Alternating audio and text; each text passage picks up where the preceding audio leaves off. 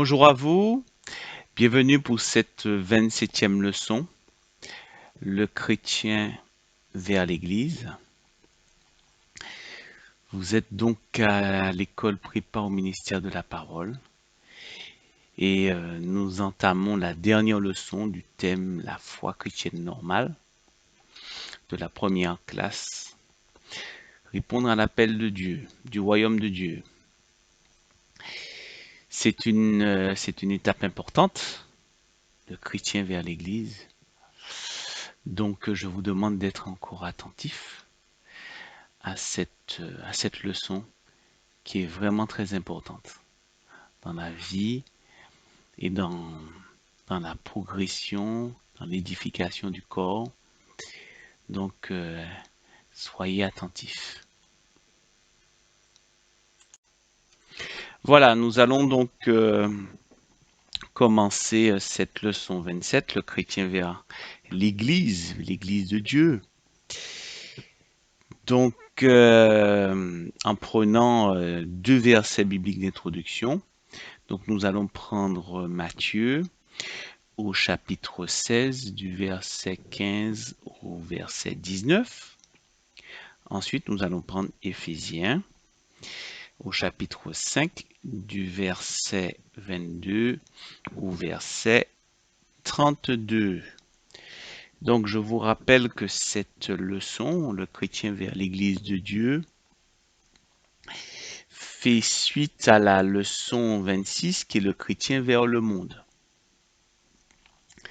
Donc, nous avons vu effectivement précédemment que notre Seigneur nous donnait effectivement la foi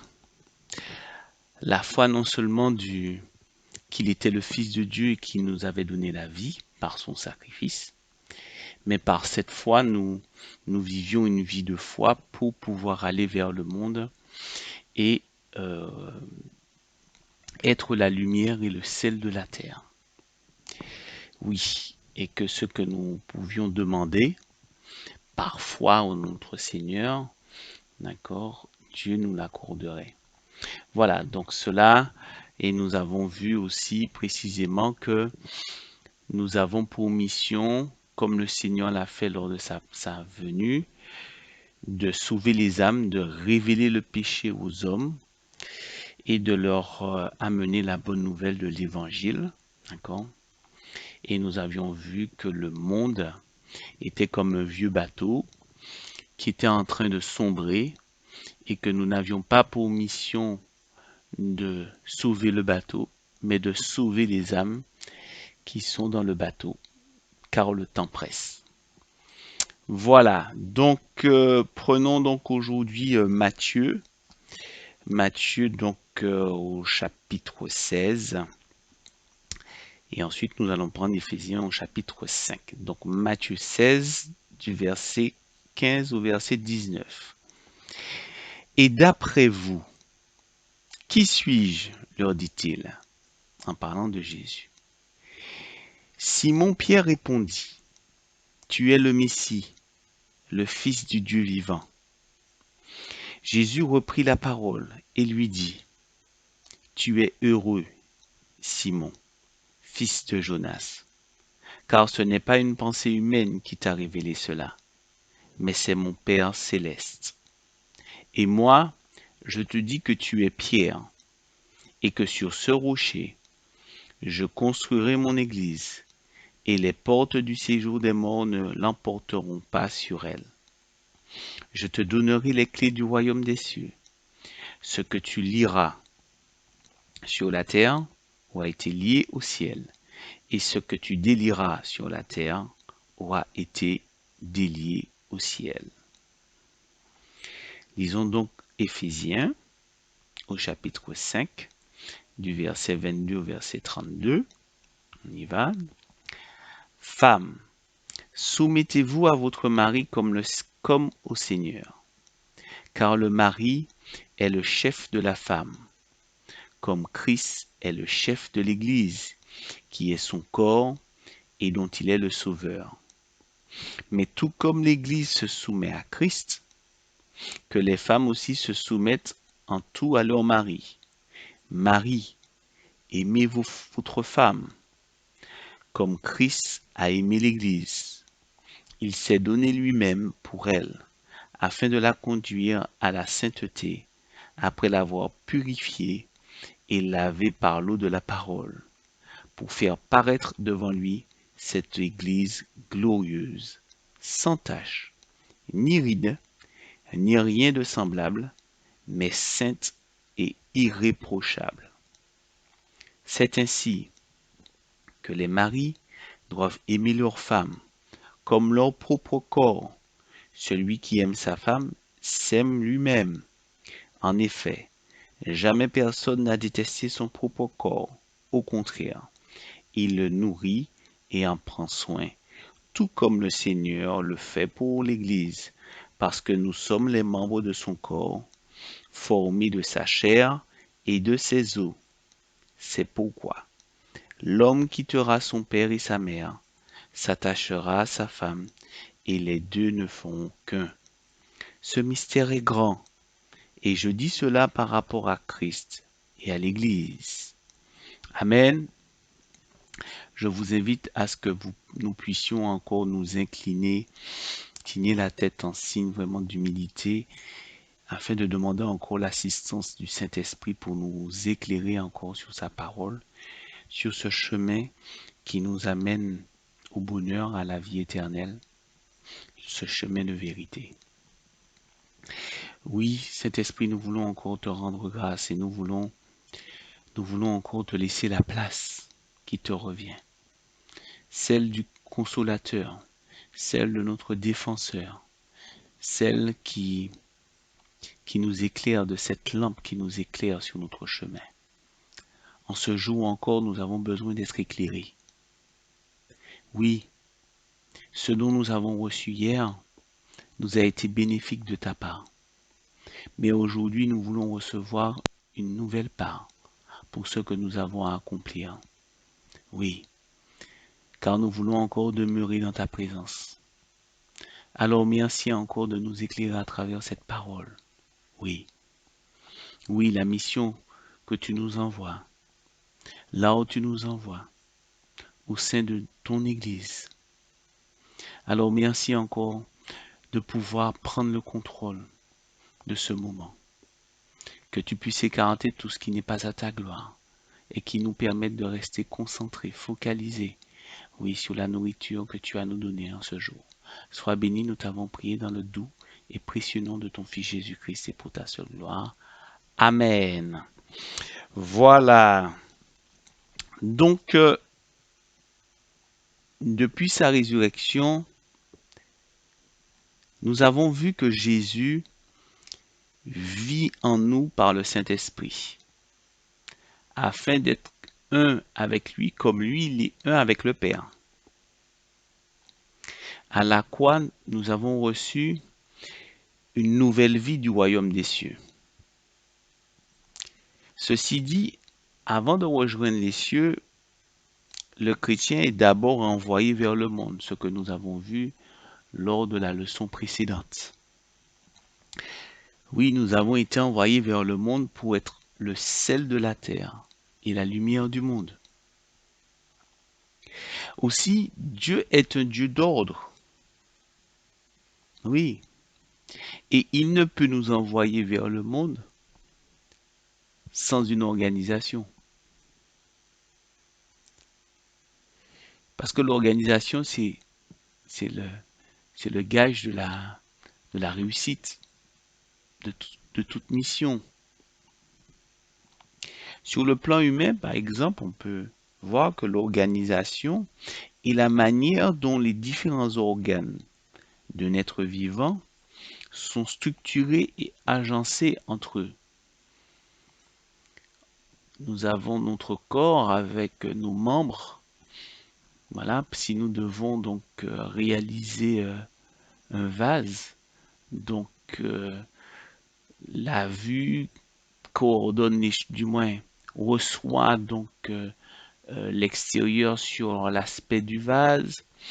Ensuite, nous avons les bras qui ajustent les choses. Nous avons le toucher par les sens. Donc, il y a une coordination, il y a une organisation pour pouvoir réaliser le vase avec tous ses membres et dont notre tête, dont notre cerveau, d'accord, gère toutes ces informations et coordonne les choses. Donc, sans organisation de nos membres, il serait impossible aux êtres humains d'accomplir les moindres tâches de la vie quotidienne. L'Église est l'organisation mise en place par Dieu pour, pour éclairer le monde. Avant de rejoindre le Père, Jésus a promis à l'apôtre Pierre de bâtir son Église sur lui, étant une des pierres vivantes de son édifice.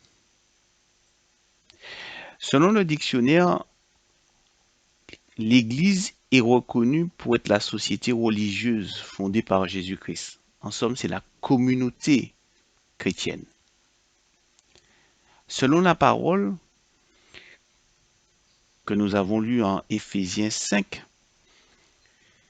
et précisément en Éphésiens 5, 23, cette parole nous enseigne que l'Église est le corps de Christ, dont il est le chef. Tel que Jésus de Nazareth fut rempli du Saint-Esprit au Jourdain, l'Église, donc le corps de Christ, doit aussi être rempli du Saint-Esprit. En somme, l'Église, c'est la demeure de Dieu sur terre pour parachever le ministère de Christ. Ce que Christ a commencé, son corps, ce que Jésus de Nazareth a commencé, Dieu se faisant homme, s'étant donné en sacrifice, ben cette mission de révéler le péché et de sauver les âmes, son corps sur terre continue et parachève la mission jusqu'à son retour et au renouvellement de toutes choses. Donc, si on résume en gros, nous sommes d'abord nés dans la grande famille de Dieu, en tant qu'enfants de Dieu.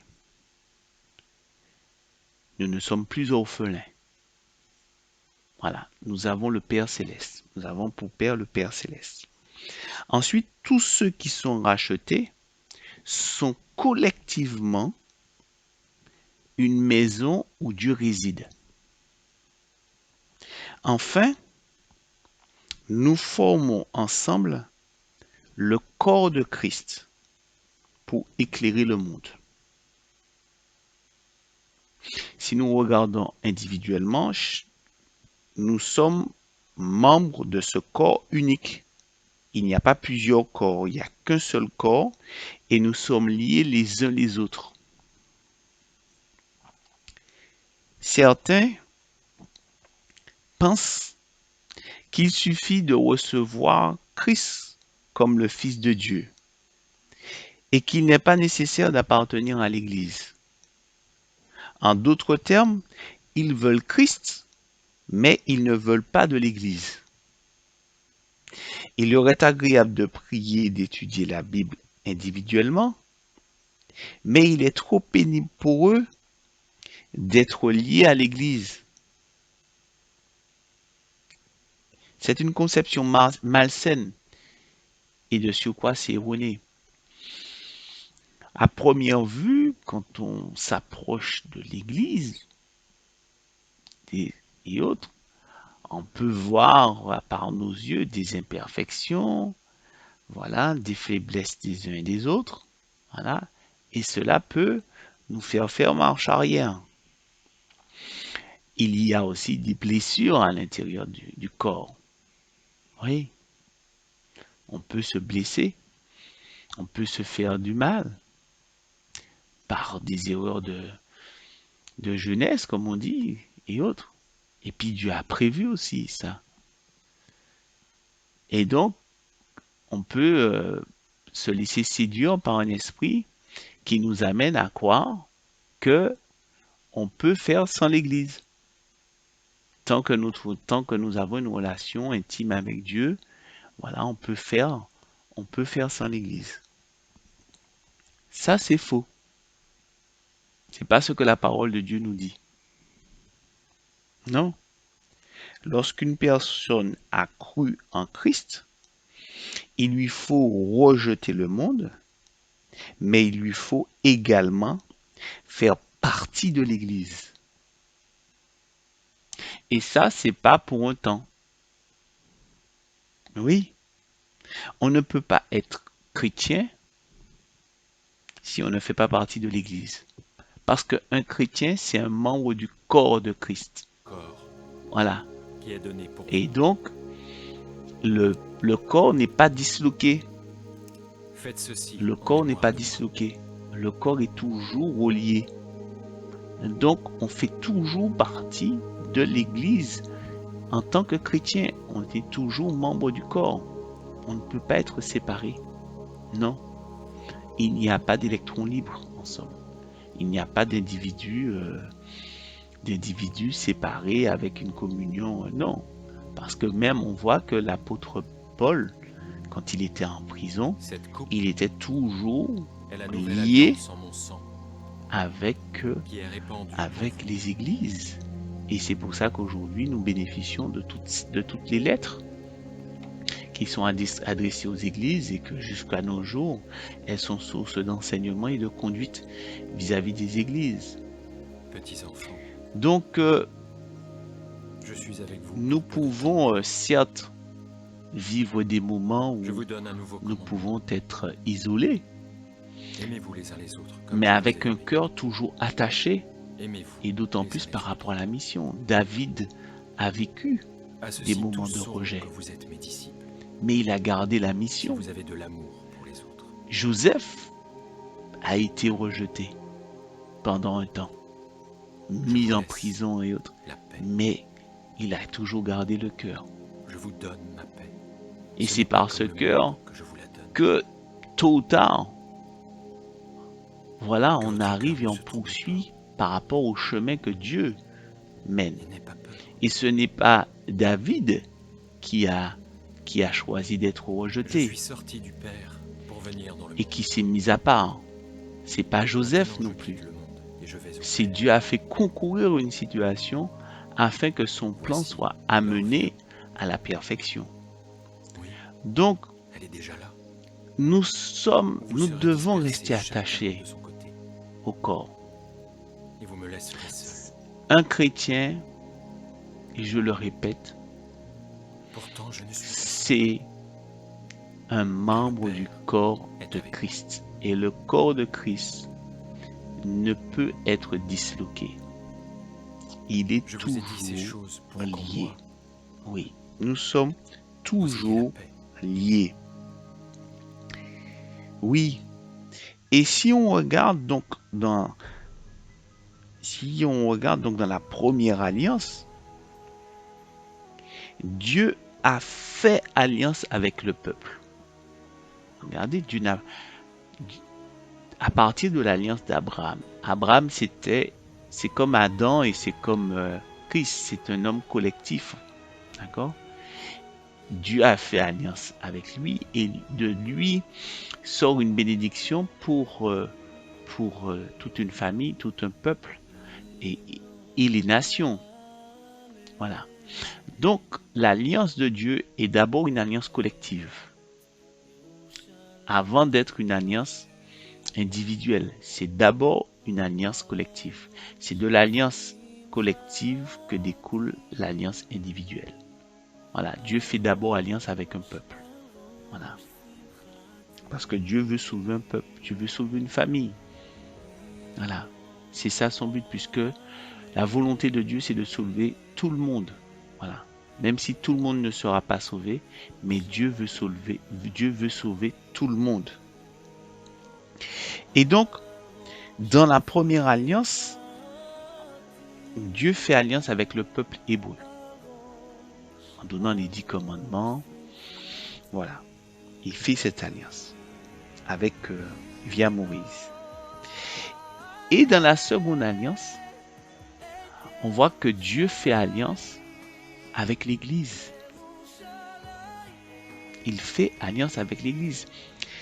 Puisque il dit donc à, à, à, à, à Pierre,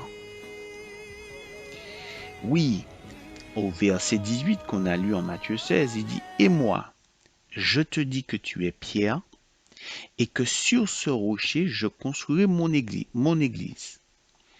Et les portes du séjour des morts ne l'emporteront pas sur elle. Notez bien, et les portes du séjour des morts ne l'emportera pas sur elle. Il n'est pas question, dans la parole là, là, c'est pas les portes du séjour des morts ne prévaudront point sur toi, Pierre. Non, c'est pas ce qu'il est dit. Les portes du séjour des morts ne prévaudront point sur l'Église. Dieu a fait alliance avec son Église et l'Église, c'est le peuple des rachetés. Oui, c'est le corps de Christ, c'est tous ses membres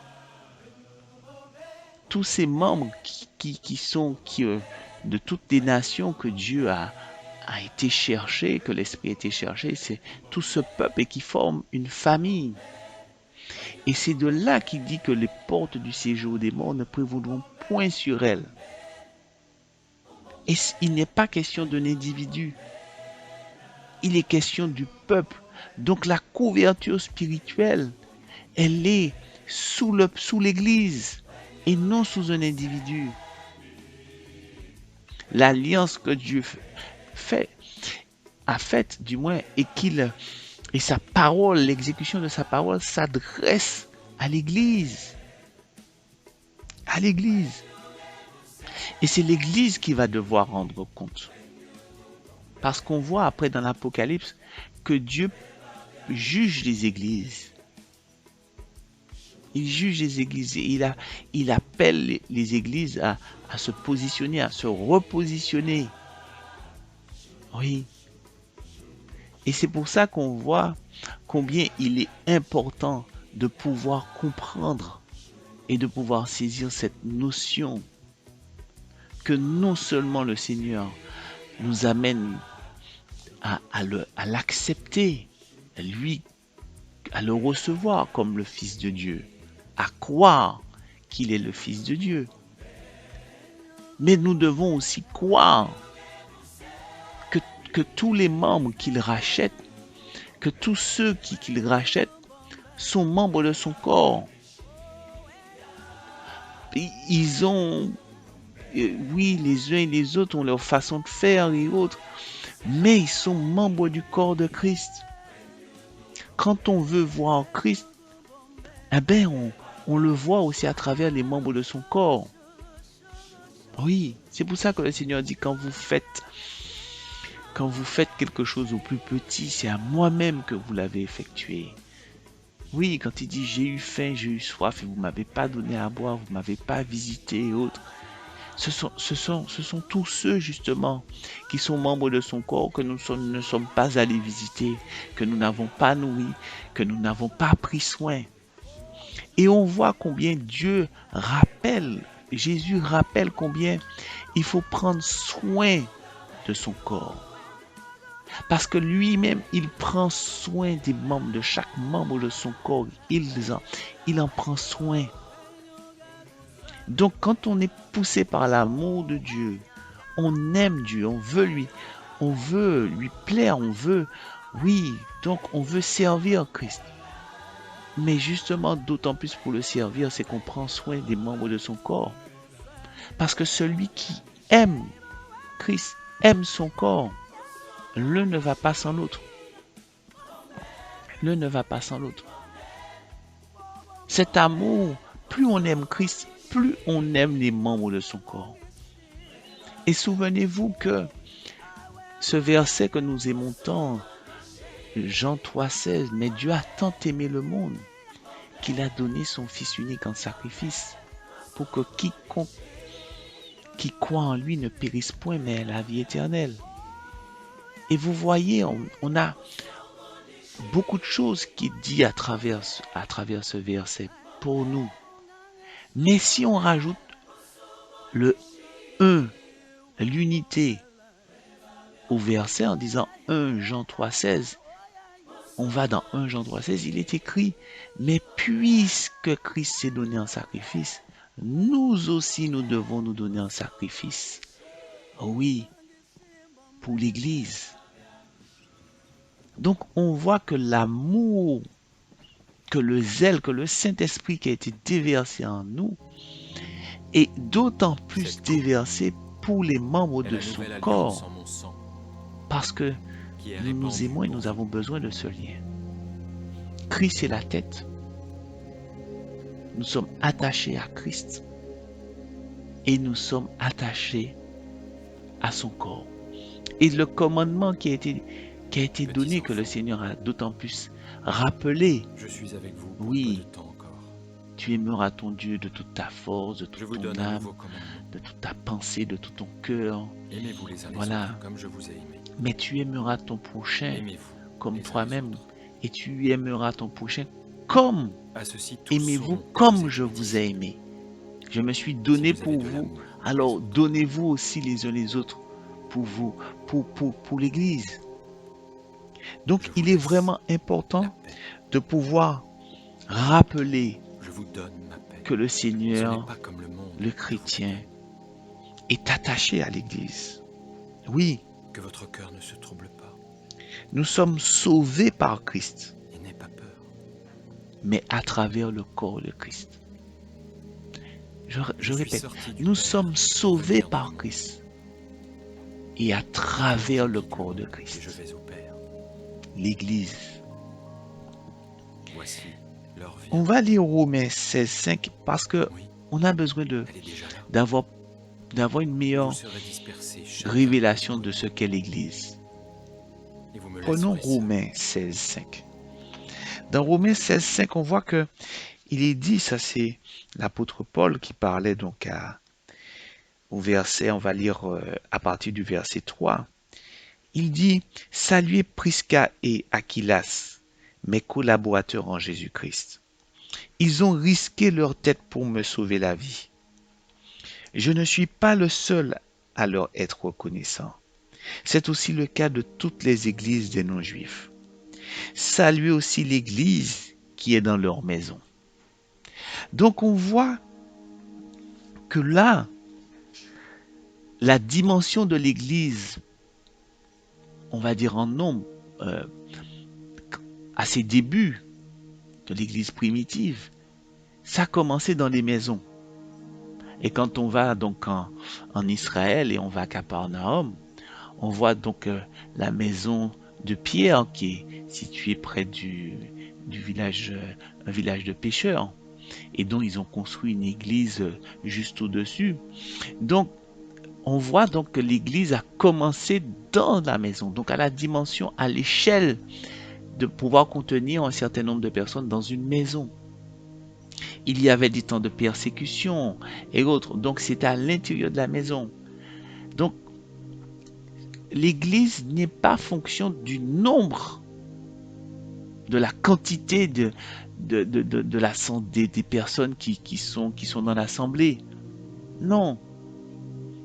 Parce que là, on voit que c'est vraiment la dimension de la maison. Et c'est de là que c'est parti. Ça ne veut pas dire qu'aujourd'hui, une grande assemblée n'est pas l'église. Non. Non. Mais ce qu'il est dit, c'est que l'église est autant la grande assemblée que l'église est autant un rassemblement d'un petit nombre de chrétiens dans une maison où Christ est au milieu. Oui. Oui. Et ça, on peut le lire encore dans Matthieu 18, qui nous le dit au verset 19. Quand le Seigneur dit, mais Matthieu 18 au verset 19, il dit, je vous dis encore que si deux d'entre vous s'accordent sur la terre pour demander quoi que ce soit, cela leur sera accordé par mon Père céleste. En effet, là où deux ou trois sont rassemblés en mon nom, je suis au milieu d'eux. Donc on voit que le minimum pour constituer une église, c'est à minima 2 ou 3. Ça veut dire 2 personnes, d'accord, et Christ est au milieu. Voilà.